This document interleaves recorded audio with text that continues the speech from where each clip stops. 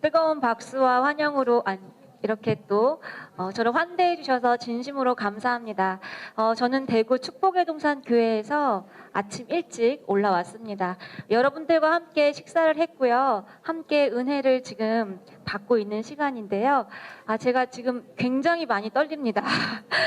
그래도 하나님을 의지해서 이 자리에 올라왔으니까 조금 실수하더라도 용서해 주시길 바랍니다.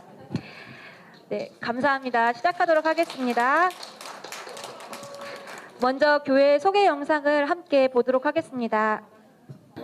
눈물 날 일 많지만 기도할 수 있는 것, 억울한 일 많으나 주를 위해 참는 것, 비록 짧은 작은 삶 주 뜻대로 사는 것, 이것이 나의 삶의 행복이라고. 이것이 행복이라고. 세상은 알 수 없는 하나님 선물, 이것이 행복이라고.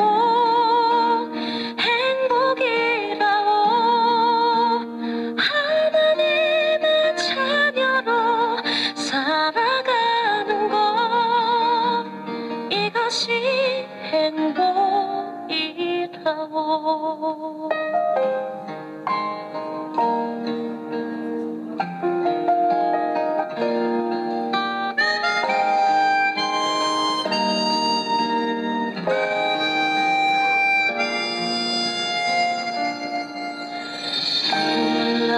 일 많지만 기도할 수 있는 것, 억울한 일 많으나 주를 위해 참는 것, 비록 짧은 교회 가는 길, 햇빛이 비치는 거리, 일요일이라 조용한 학교, 아이들은 집에서 라랄라, 음악이 흐르는 곳, 파란색 커피집 지나, 한 손엔 성경책 들고 언덕 위로 왼발 앞으로, 야 너 내가 사준 거 다 먹어놓고 배 아파서 못 온다면 나보고 그걸 지금 믿으라고. 네가 나라면 믿겠냐. 교회 가는 길, 그대와 함께 걷고 싶어. 그대 손 잡고서 내 맘 알까요. 교회 가는 길,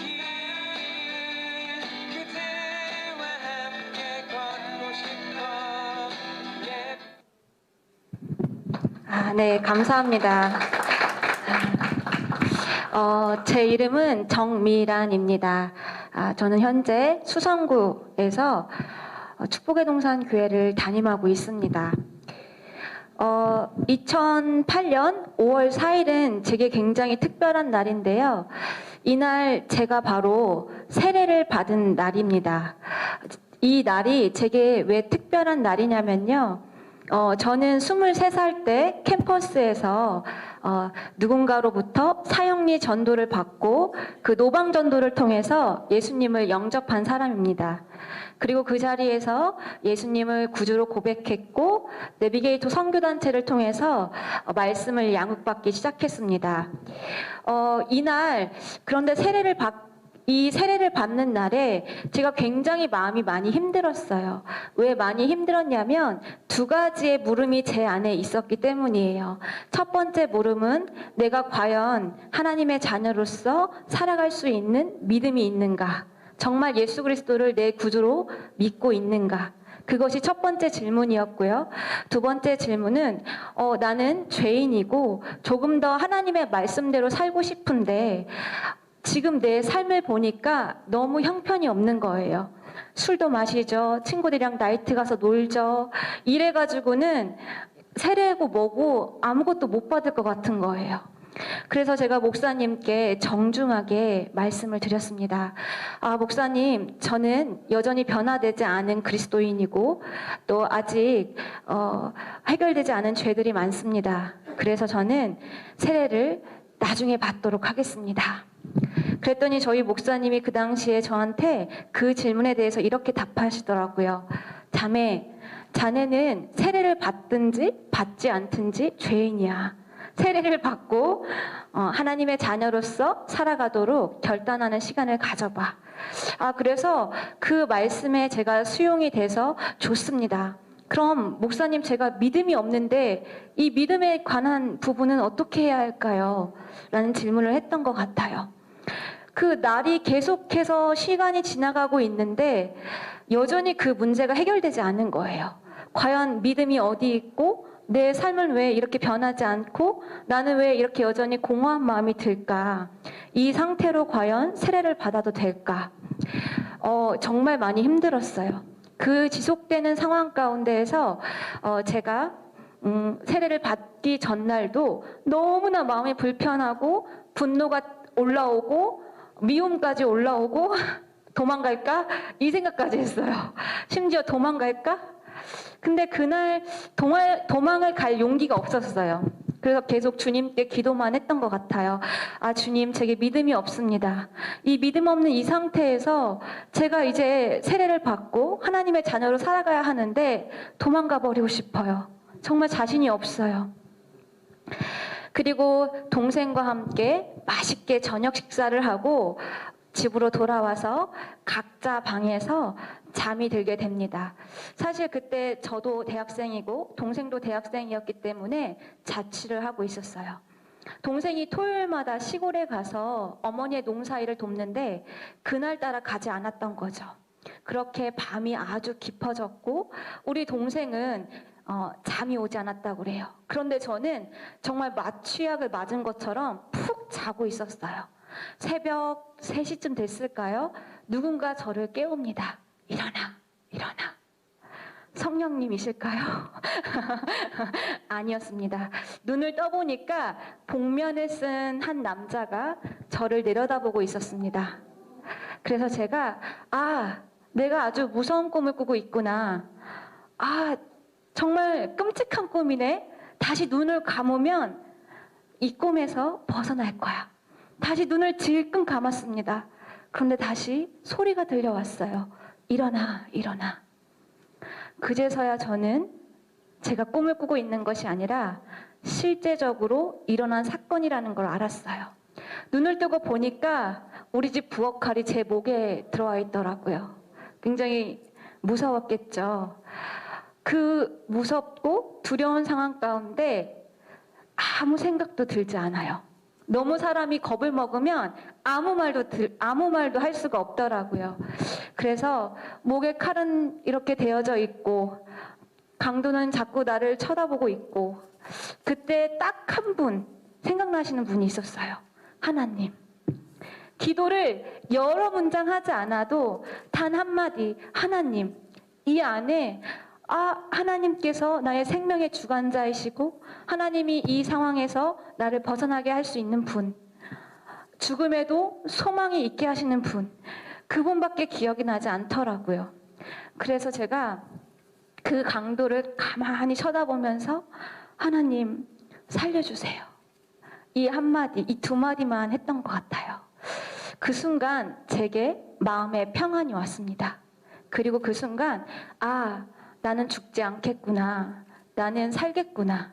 하나님께서 이 시간을 통해서 나에게 하시고 싶은 일이 있으시구나. 라는 것을 알았어요.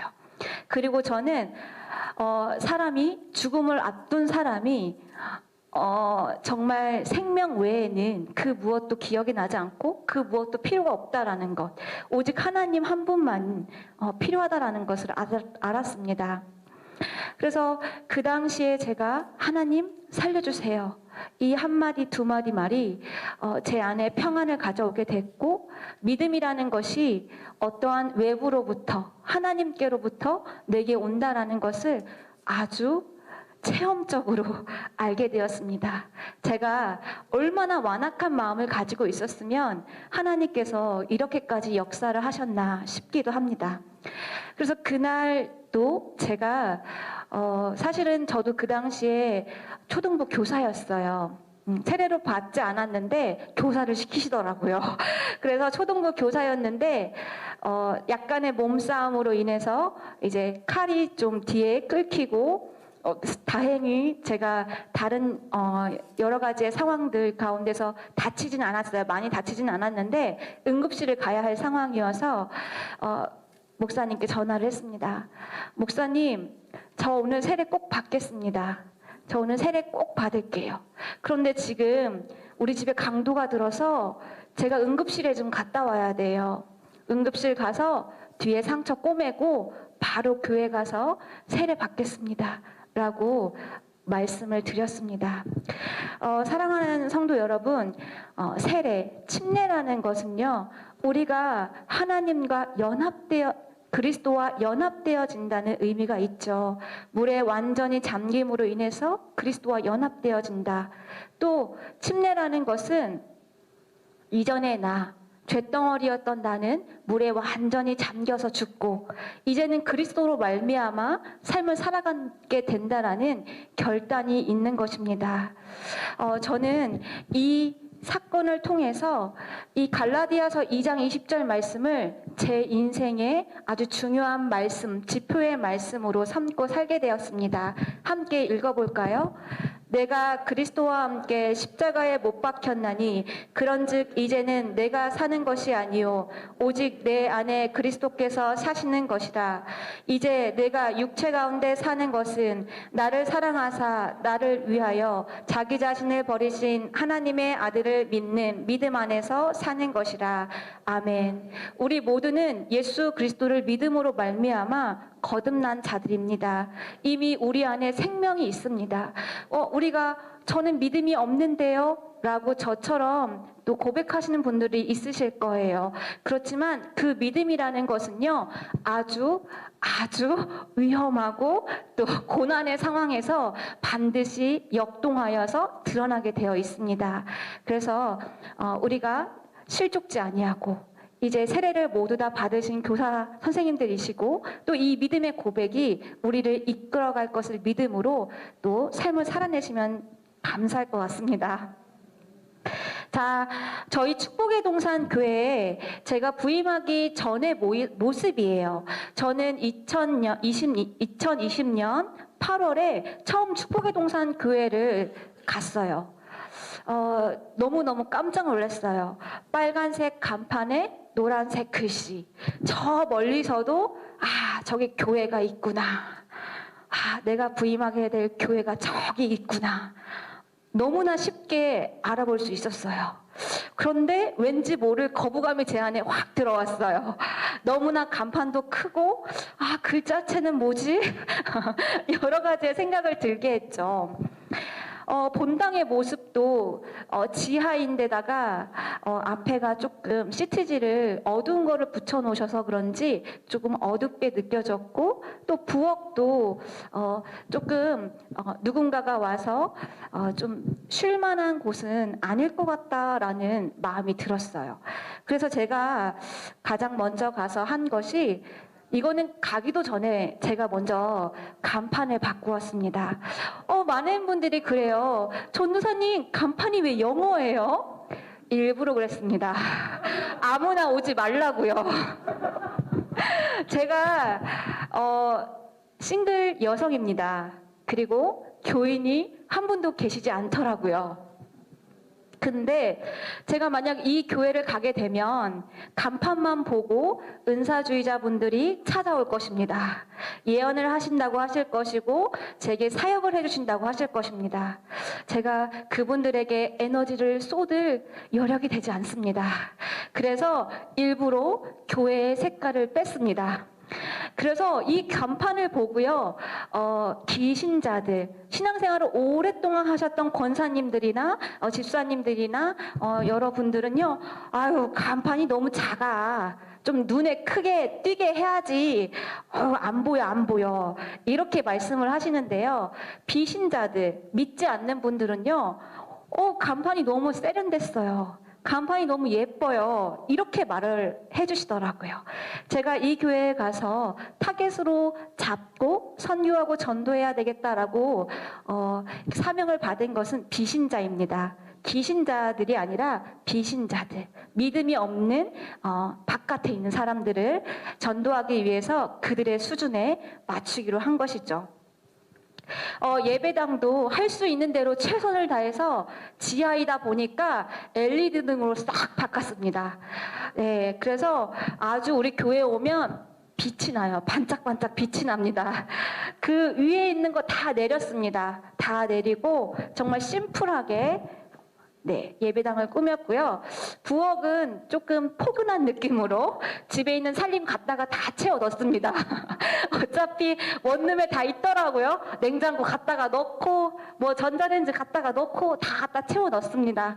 어차피 제가 또 생활하게 될 거니까요. 그래서 이렇게 교회 공간을 조금 이렇게 다르게 좀 바꿔보았습니다.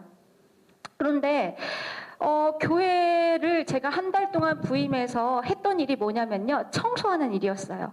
계단 청소, 그리고 화장실 청소, 예배당 청소, 페인트 칠. 이 한 달 동안 제가 했던 일이에요. 사람들 한 명도 오지 않았어요. 그래서 청소하다가 걸레를 집어 던졌어요. 하나님 이게 뭡니까? 나는 하나님 부르심 받고 한 달 만에 했던 사역 다 그만두고 여기까지 왔는데 저 청소부로 고용하신 겁니까? 이거 남의 건물 청소만 하다가 끝나겠습니다. 제 솔직한 심정이었어요.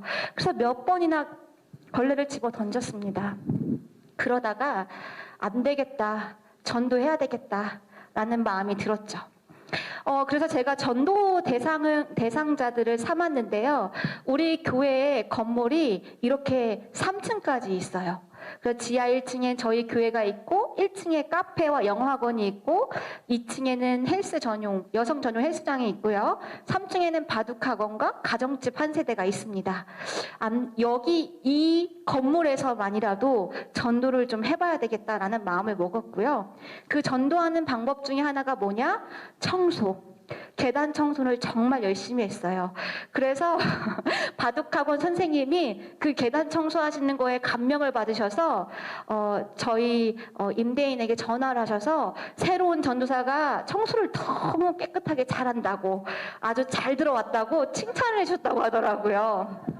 그래서 또 더 힘을 받아가지고 화장실도 열심히 청소했습니다.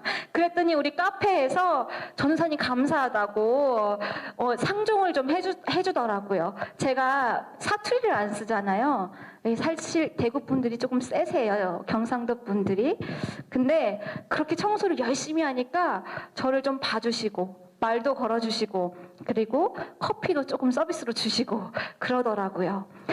우리 건물이 입구가 하나예요. 그래서 이 건물 입구의 이 입구에서 저 계단을 통해서 다 움직이십니다. 그래서 제가 어떻게 하면 교회 아이들과, 왜냐하면 그 바둑학원의 아이들이 있어요. 그리고 영어학원 아이들이 화장실을 같이 사용해요.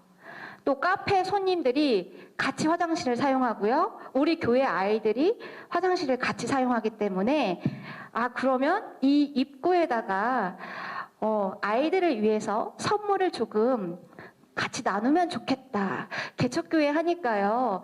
사람들이 교회들마다 과자도 보내주시고 뭐 부채도 보내주시고 그러더라고요. 근데 뭐 아이들도 없고 성도도 없고 제가 그걸 다 뭐 하겠어요. 그러니까 요 교회 입구에다가 내놓으면 누구든지 필요한 사람 있으면 자유롭게 가져갈 수 있도록 하는 거죠. 근데 이게 반응이 너무 좋은 거예요. 어떤 아이들은 그 계란을 가지고 가면서 인사를 정말 90도로 하고 가더라고요. 근데 제가 그걸 어떻게 하냐면 위에 CCTV를 달아놨어요. 혼자 있을 때 그 노숙인들이나 아니면 좀 위험한 아저씨들이 방문을 하더라고요. 제가 조금 무서운 마음이 들어서 누가 오는지는 알아야 될 것 같아서 CCTV를 달아놓고 보니까 우리 아이들이 바둑학원을 가면서 하나씩 갖고 가면서 사람이 없는데도 불구하고 인사를 하고 가기도 하고, 네. 그리고 이렇게 선물을 하나씩 가지고 가면서 굉장히 기뻐해요. 그러면서 일어난 일이 뭐냐면요. 아이들이 교회에 대해서 관심을 갖기 시작했다는 거예요. 그래서 바둑학원을 올라가기 전에 괜히 계단에 내려와서 보고 가요. 네, 왜 내려오는지 모르겠어요. 들어오지도 않는데 매일같이 4명, 5명 되는 아이들이 교회 오지도 않는 아이들이 계단을 내려와가지고 제가 신발이 있나 없나를 보고 올라가고 그 행동을 지금 1년 넘게 하고 있거든요. 저는 이 아이들이 언젠가 교회로 올 거라고 믿습니다. 네. 그래서 부채도 주고 또 성탄절 선물도 주고 그러면 아이들이 학원에서 끝나고 배고프니까 집에 가면서 주머니에 넣고 가기도 하고 하더라고요. 마지막 거는 이 가정집과 헬스장 또 카페에다가 이제 누군가가 교회에 무엇인가를 보내주면 제가 저렇게 부담스럽지 않게 포장을 해서 문고리에다 걸어놔요. 그런데 팁이 있죠. 아이들에게 꼭 그림을 그리게 해요. 아이들에게 그림을 그리게 해서 예쁘게 색칠을 하라고 해서 그걸 붙여서 인사말과 함께 붙여놓으면 그래도 조금 더 마음이 그들에게 흘러갈 것 같아서 그렇게 하고 있습니다. 저가 그리고 나서 저희 교회 앞에 있는 학교 앞 전도를 나갔어요. 와, 근데 요즘 학교 앞 전도 다니시는 교회 있으시겠죠? 학교 앞 전도 어렵습니다. 정말 어려워요. 제가 대학교 때 학교 앞 전도 갔을 때요. 과자 봉지 이만큼 가져가면 애들이 우르르 와가지고 막 받아갔어요. 그리고 걔 중에 야 주일날 나와 하면 오는 아이들이 있었단 말이죠. 그런데 이 지역사회 특성인지 몰라도요. 제가 학교 앞에 가보니까 차량이 굉장히 많아요. 그래서 아이들을 픽업해요. 또 엄마나 혹은 아빠, 조부모님들이 아이를 꼭 이렇게 등하교를 시켜요. 그래서 아이를 만나기 위해서는요, 부모에게 허락을 맡아야 되고요. 카스타드 이거 뭐 하나 주려고 해도 이거 줘도 됩니까? 라고 물어봐야 된다라는 거예요. 그래서 제가 학교 앞 전도가 요즘 굉장히 어렵겠구나라는 마음이 들었어요. 그럼에도 불구하고 첫날 이 과자를 가지고 나가서 몇 명의 아이들을 만났어요. 야, 과자 하나 줄게 먹을래? 싫어요. 엄마가 모르는 사람이 주는 거 먹지 말라고 했어요. 아유, 그래, 가, 그럼. 이렇게 하고 보내고. 야, 과자 하나 먹을래? 하면 모른 척하고 그냥 가는 아이들도 있어요. 그런데 놀랍게도 여기 2명의 아이는요, 이 과자를 받고 그 다음날 교회로 찾아왔어요. 그래서 지금도 함께 예배를 드리고 있어요. 그래서 노방전도가 어렵다 하지만 그 와중에서도 하나님께서 이렇게 역사하시더라고요. 그래서 하나님 앞에 우리가 하는 행위를 자랑할 게 아무것도 없어요. 하나님이 이렇게 보내주시더라고요. 그래서 이 아이들을 데리고 이제 신나게 놀기 시작하는 거죠. 그래서 이 아이들과 함께 교회로 찾아온 아이들과 함께 놀이터로 나갑니다. 저희 교회 앞에 공원이 있는데요. 이 공원 앞에서 아이들과 뛰어놀기 시작합니다. 하루에 2시간씩 그 넓은 공원을 정말 열심히 뛰어다녔어요. 뭐 술래잡기, 숨바꼭질, 무궁화땡 뭐 안 해본 게 없어요. 비석치기, 뭐 그네 밀어달라고 하고 미끄럼틀 올라오라고 하고 근데 저도 나이가 있어서 힘들더라고요. 그래서 제가 그 아이들과 한 달 뛰어놀고 병이 나버렸어요. 그래서 이렇게 하다가는 내가 대구에서 사역도 시작하기 전에 대전으로 가야 되겠다. 너무 힘들어서 더 이상 아이들과 뛰어놀지 못하겠다. 그 육체적인 한계를 느끼게 된 거예요. 게다가 또 아이들에게 조금 가까이 이렇게 정적으로 다가가서 말을 걸고 싶은데 누가 있어요? 엄마 아빠들이 있어요. 엄마 아빠들이 아이들이 놀고 있는 모습을 다 지켜보고 있어요. 아이들에게 간식을 주려고 해도 엄마 아빠 허락을 맡아야 되고 보금지 하나를 주려고 해도 엄마 아빠의 허락을 맡아야 돼요. 제가 저 놀이터에 처음 갔을 때 그네를 타고 있는 아이들이 있었어요. 저기 저와 함께 사진 찍은 아이들 있죠. 그래서 그 아이들에게 제가 터벅터벅 걸어가서 말했죠. 얘들아, 선생님은 저 앞에 있는 교회에서 나왔어. 너네는 친구가 있어서 참 좋겠다. 진심이었어요. 선생님은 친구가 없어요? 묻더라고요. 그래서 선생님은 대전에서 이사를 와서 친구가 하나도 없어. 그래서 선생님은 친구가 필요해. 봐봐, 어른인데도 이 놀이터에서 이렇게 낮 시간에 걸어 다니고 있잖아. 선생님은 친구가 없어서 혼자 이렇게 걸어 다니고 있는 거야. 처음에 아이들을 만났을 때 그렇게 얘기를 했어요. 그랬더니 우리 착한 아이들이 선생님 그럼 왕따네요? 이러더라고. 그래서 내가 그런 것 같아. 선생님도 근데 대전에는 친구들이 많아. 대구에만 친구가 없는 거야. 이사 온 지 얼마 안 됐어. 근데 우리 아이들이 사투리 안 쓴다고 좋아하더라고요. 그리고 우리 아이들이 그럼 우리가 친구가 되어줄게요 라고 하면서 그네를 밀라고 하더라고요. 그때부터 시작된 거예요. 그 그네를 밀어주는 순간 이제 갑을 관계가 바뀌는 거죠. 네, 그래서 아이들이 매일 와가지고 저를 데리고 지하에 있는 저를 끄집어 올린 거죠. 놀이터 가서 놀아요. 그리고 또 선생님 배고파요. 떡볶이가 먹고 싶어요. 그럼 무슨 말이겠어요? 떡볶이 사라라는 얘기죠. 그러면 저기 뒤에 또 초등학교 근처에 그 떡볶이 파는 데가 있어요. 그러면은 애들이 그렇게 많지 않았어요. 처음에 갈 때는 3명 정도 되는데 공감을 아주 하시네요. 3명 정도 됐거든요.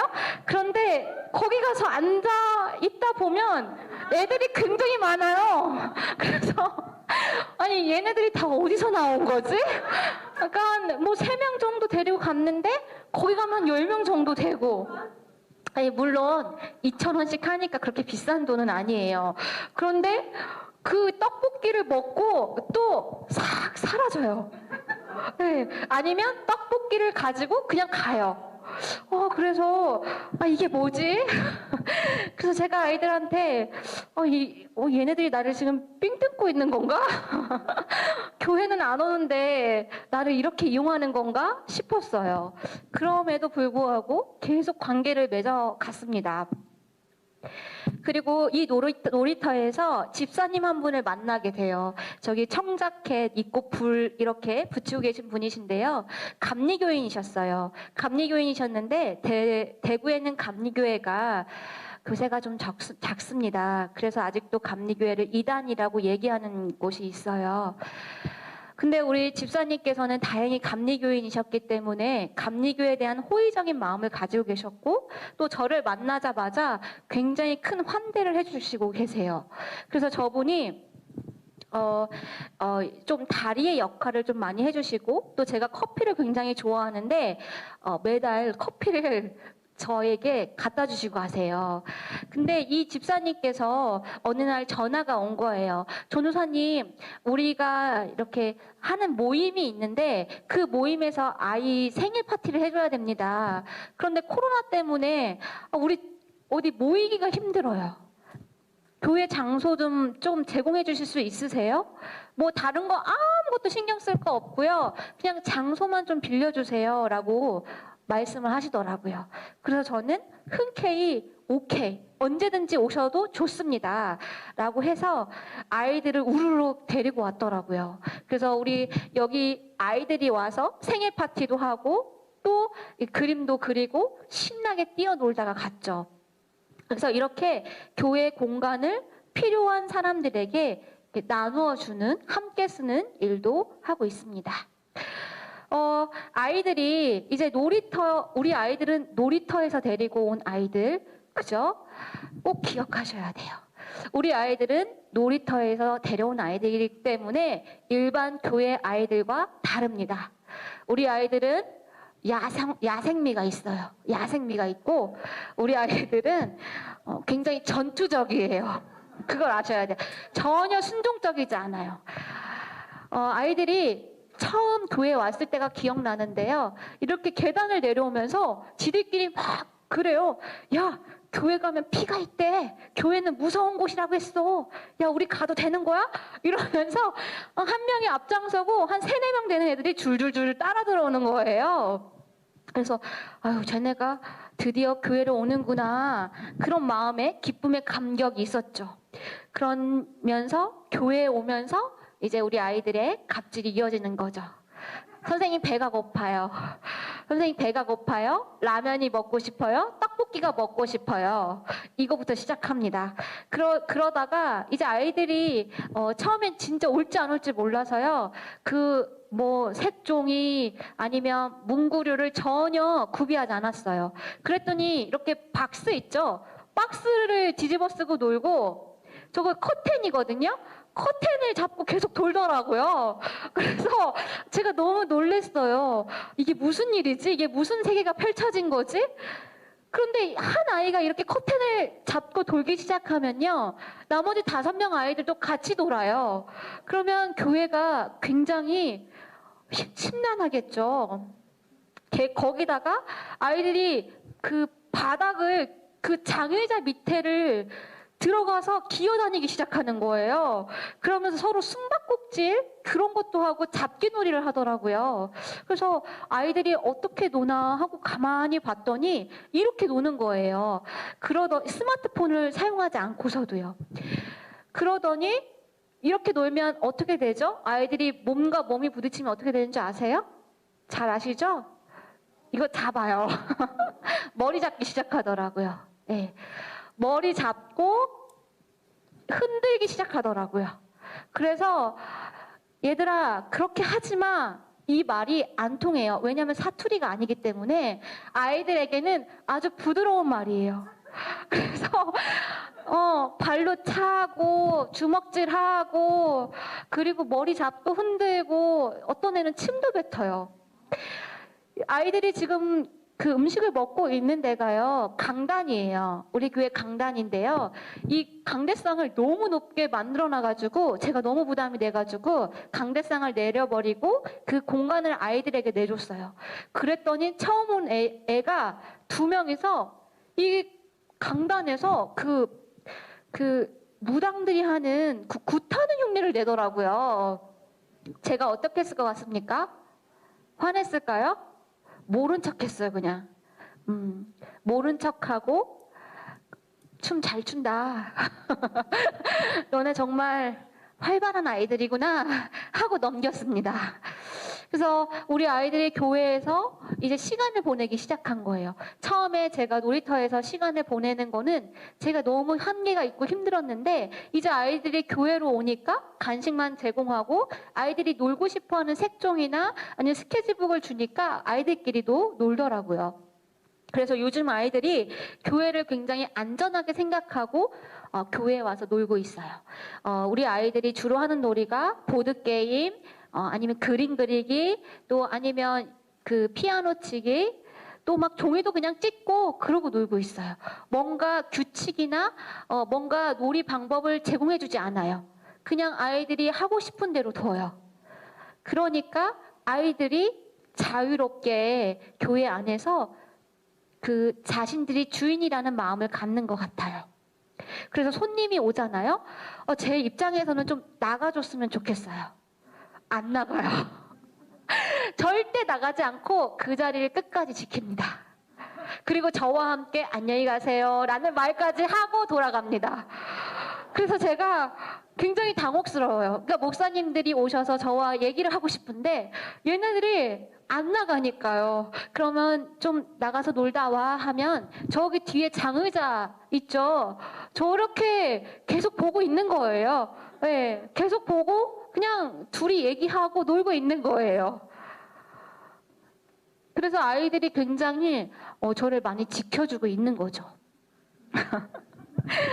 이제 우리가 근데 맨날 놀고 먹고 그럴 수만은 없어요. 저는 또 사역자이고 말씀과 복음을 전해야 되는 사람인데 어떻게 맨날 애들이랑만 놀겠어요. 그리고 맨날 싸우겠어요, 애들이랑만. 그래서 아이들하고 그 예배를 드리기 위해서 몇 번 시도를 했는데 정말 힘들었어요. 야생이잖아요. 여기서 예배를 드리고 있어요? 그럼 나가 있어요, 벌써. 그럼 저 혼자만 남는 거예요. 그러니까 애들은 어디 가서 없어요. 공원 가가지고 놀고 있는 거예요.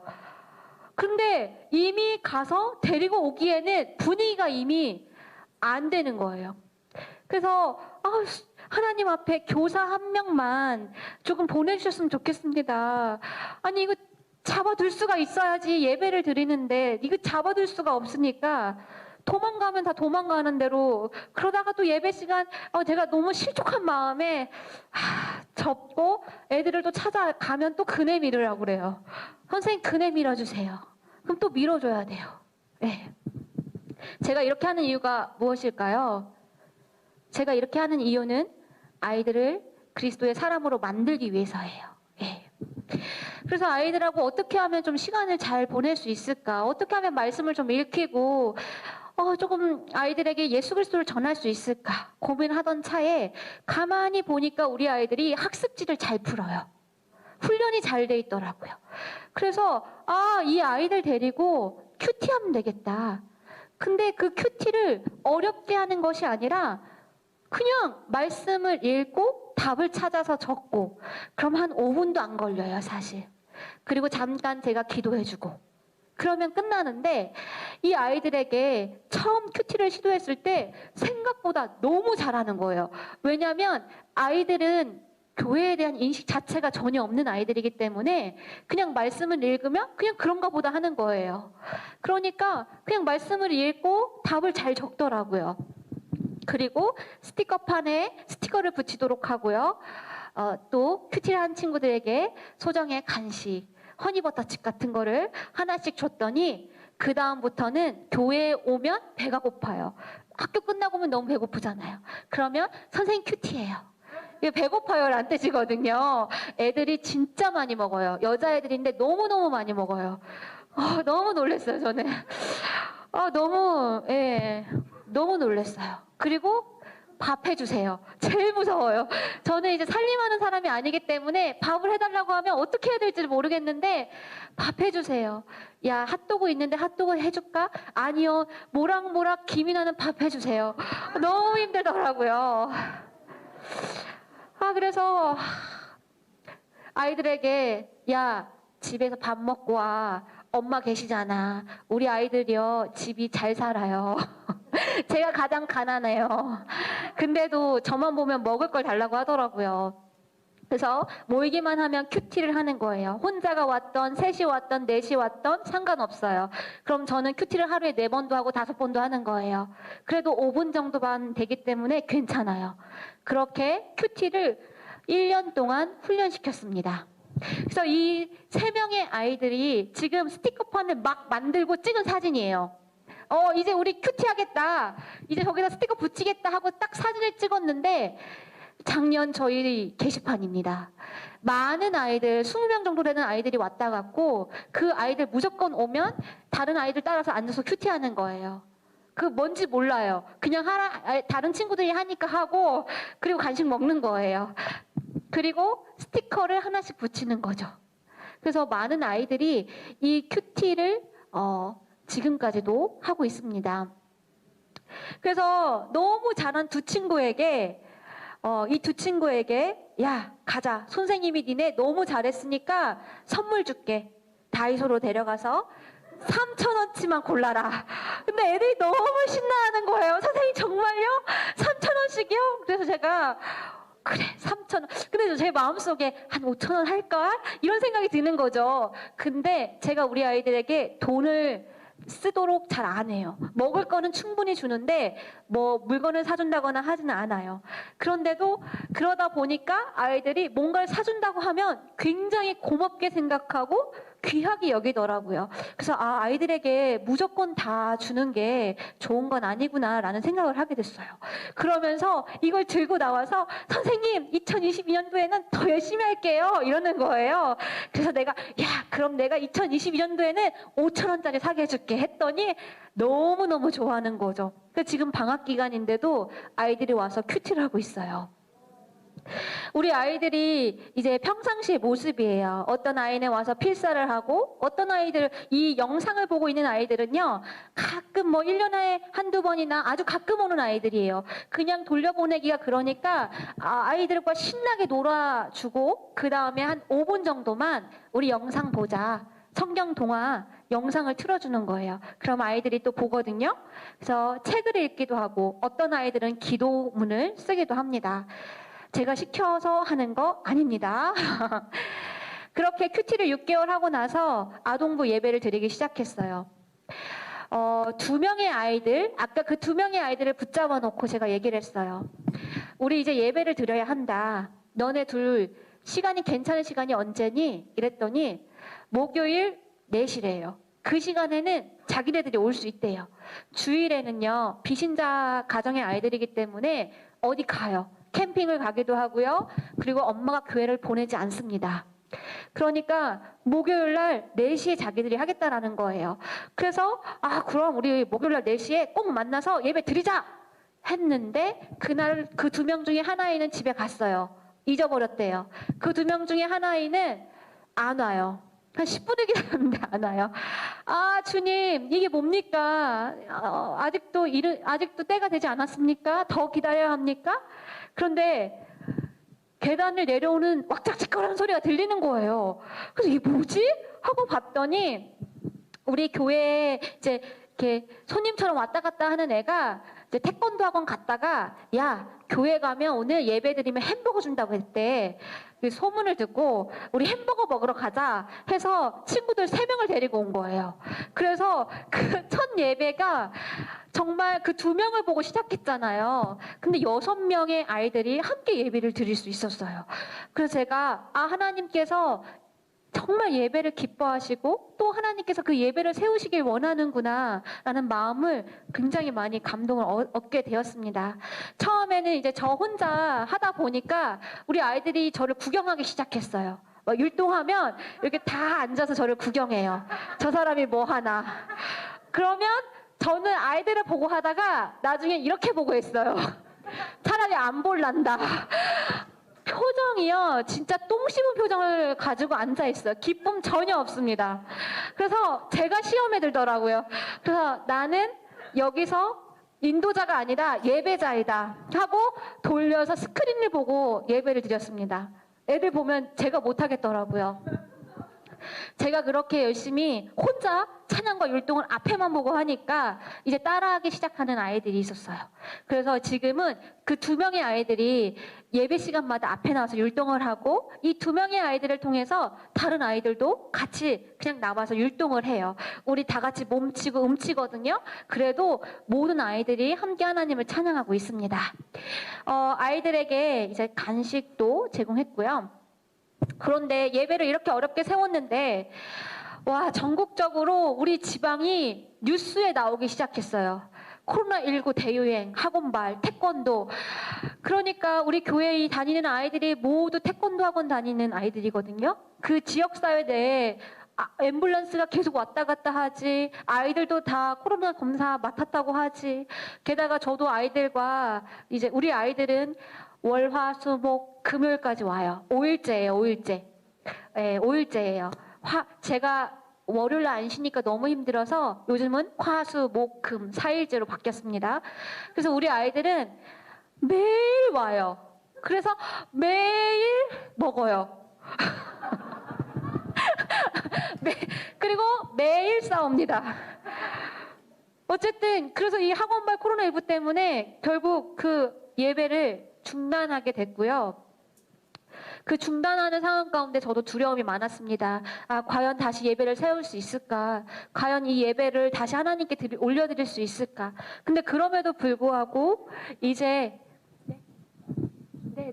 이제 해야 되니까 어쩔 수 없이 계속 했던 것 같아요. 우리 아이들이 예배를 통해서 고백했던 말들이에요. 이 말들만 좀 보고 마치도록 하겠습니다. 우리 민채라는 아이는 뭐라고 하냐면요. 선생님, 저희 집안은 불교 집안인데요. 엄마가 교회 가지 말라고 했어요. 만약에 엄마가 교회 가는 걸 알면 가만 안 둘 거예요. 근데 제가 교회 오는 이유는 불면증이 있고 악몽을 꾸기 때문이에요. 교회 와서 예배를 드리면 악몽을 꾸지 않습니다. 라고 고백을 해요. 또 옆에 있는 친구는요. 선생님 옛날엔 예수님을 믿지 않았어요. 그런데 예배를 드리고 예수님을 믿어요. 또 한 친구는요. 처음 교회 와서 이 얘기를 했어요. 선생님 저 교회 처음 와봤어요. 엄마 따라서 절에 갔는데요. 저는 절을 믿지는 않아요. 무교예요. 그런데 교회가 이런 곳이라고 한다면 저 교회 다닐 수 있을 것 같아요. 누구나 이용할 수 있을 것 같아요. 라는 고백을 했고요. 한 친구는 엄마가 다시 한 번만 더 교회 가면 집에서 쫓겨난다고 했거든요. 근데 그냥 왔어요. 결국에는 엄마한테 혼나서 잡혀갔습니다. 그래서 우리 아동부 사역하는 데 있어서 가장 중요한 게 뭔가 했더니 부모님과의 소통이에요. 소통. 그래서 아이들을 통해서 부모님들이 전도되어져야 하고 그리고 그 부모님과의 소통을 두려워하시면 안 된다라는 거죠. 끊임없이 그 부모님과 소통하고 부모님들을 수용해 줘야 된다라는 겁니다. 그래서 한 아이 엄마가 전화를 했어요. 우리 아이가 저 몰래 교회 다니는 것 같은데 저희는 불교 집안입니다. 혹시 아이가 교회 가면 돌려보내세요. 그리고 아이에게 연락하지 마세요.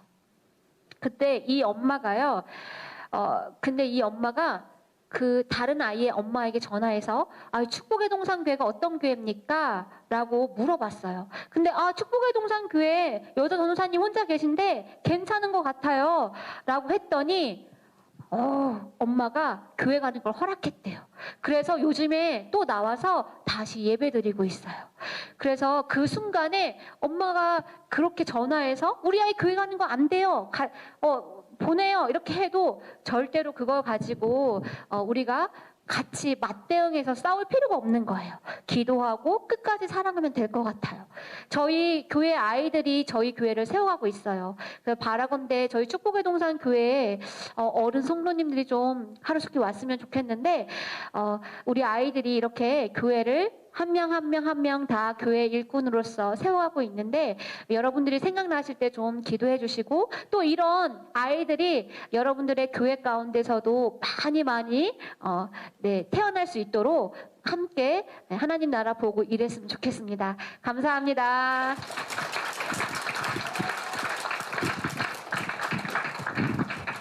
네, 감사합니다.